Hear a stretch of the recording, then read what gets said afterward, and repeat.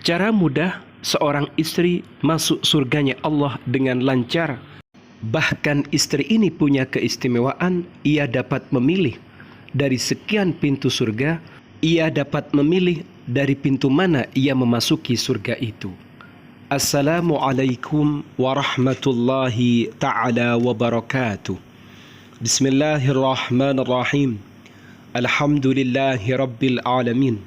Allahumma salli ala Sayyidina Muhammad. Yang terhormat dan yang dimuliakan oleh Allah, para umat Islam, muslimin dan muslimat yang selalu hadir dan aktif mengkaji melalui channelnya Ma'had At-Tamimi. Pada kesempatan kali ini kita akan mengkaji cara-cara konkret, cara-cara mudah bagi seorang istri yang ingin masuk pada surganya Allah. Bahkan kabar baiknya, hadis ini saya cari tandingannya untuk lelaki. Itu ternyata sampai detik ini belum saya temukan. Betapa mudahnya seorang istri dapat memasuki surganya Allah. Terdapat keterangan ini adalah hadis yang diriwayatkan oleh Al-Imamu Ahmad melalui riwayatnya Abdurrahman bin Auf. Warawa dan meriwayatkan Al-Imamu Ahmadu, siapa Imam Ahmad, an Abdurrahman ibni Aufin. Hadis ini datangnya dari Abdurrahman bin Auf. Qala Rasulullah sallallahu alaihi wasallam, Rasulullah sallallahu alaihi wasallam bersabda, "Idza shallatil mar'atu khamsaha," jika seorang istri ini salat 5 waktu. Sebelum saya lanjutkan hadisnya, perlu diketahui bahwasannya seorang istri dapat dengan mudah untuk memasuki surganya Allah cukup melakukan 4 hal. Sesuai dari kesimpulan hadis yang diriwayatkan oleh Imam Ahmad. Apa yang pertama? Yang pertama tadi, idza shallatil mar'atu khamsaha, jika seorang istri ini salat 5 waktu. Salat 5 waktu ini sangat mudah bagi seorang istri. Bahkan sering mendapatkan banyak bonus. Contoh, ketika seorang istri ini datang bulan, ia haid dan menstruasi, maka ketika itu ia sudah tidak sholat. Enak kan? Kalau lelaki nggak ada ceritanya haid, nggak ada ceritanya menstruasi, ia harus selalu sholat dan sholat dan sholat. Tapi kalau perempuan ketika datang bulan, menstruasi, haid, ia sudah tidak sholat. Yang pertama syaratnya adalah sholat 5 waktu.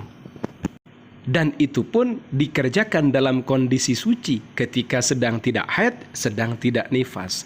Sedang haid dan nifas free, tidak usah sholat. Kemudian yang kedua, wasamat syahroha, dan ia berpuasa di bulan Ramadan. Ini enak lagi. Apa enaknya? Ketika bulan Ramadan tiba, perempuan ini harus melaksanakan ibadah puasa di bulan Ramadan. Tapi ternyata ketika ia datang bulan, ia malah tidak berpuasa. Tapi tetap harus qadha. Luar biasa. Andai saja ada kejadian dan peristiwa bagi lelaki, boleh mengqadha dengan alasan apa gitu. Wah, senang para lelaki nih. Coba dibayangkan. Ketika bulan Ramadan ada satu kondisi istri ini tidak sholat, tidak puasa.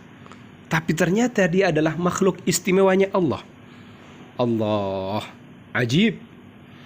Kemudian yang nomor 3, wahafizat farajaha. Yang nomor 3 adalah perempuan atau istri yang menjaga alat kemaluannya, menjaga farjinya. Jangan sampai dipertontonkan. Jangan sampai kemudian harus berzina. Jangan sampai dipotret, direkam, kemudian dikirim kepada rekan-rekan. Jangan. Harus dijaga, alat kemaluan itu harus dijaga.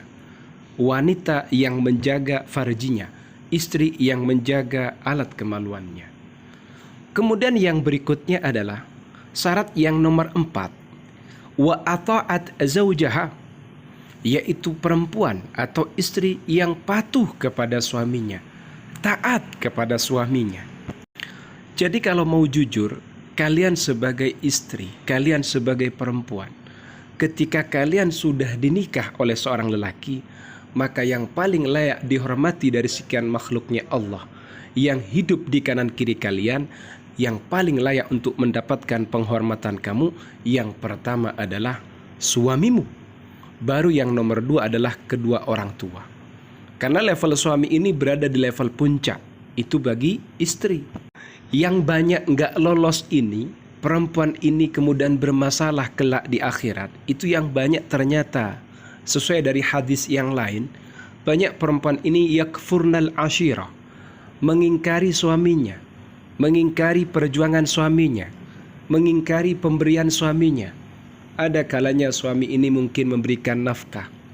Di hari itu ternyata nafkahnya mungkin tidak seperti yang diharapkan oleh istri.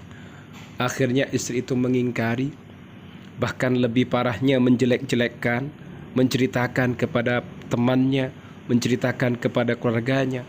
Yang sedemikian ini akan membuat masalah kepada dirinya. Perlu kalian pahami, lelaki yang baik, lelaki yang soleh, suami yang baik, suami yang soleh di dunia ini, semuanya itu sangat menginginkan istrinya bahagia, anaknya bahagia, istri dan anaknya semuanya bahagia. Jadi kalau kalian meyakini suami kalian adalah orang baik, maka kenapa harus suudzon? Kenapa harus mengingkari suami yang tersayang? Padahal itu akan mengancam, akan menjadikan kalian sendiri rugi. Rugi di dunia dan rugi di akhirat. Padahal syarat yang keempat, syarat yang terakhir adalah seorang istri yang taat dan patuh kepada suaminya. Seperti itu.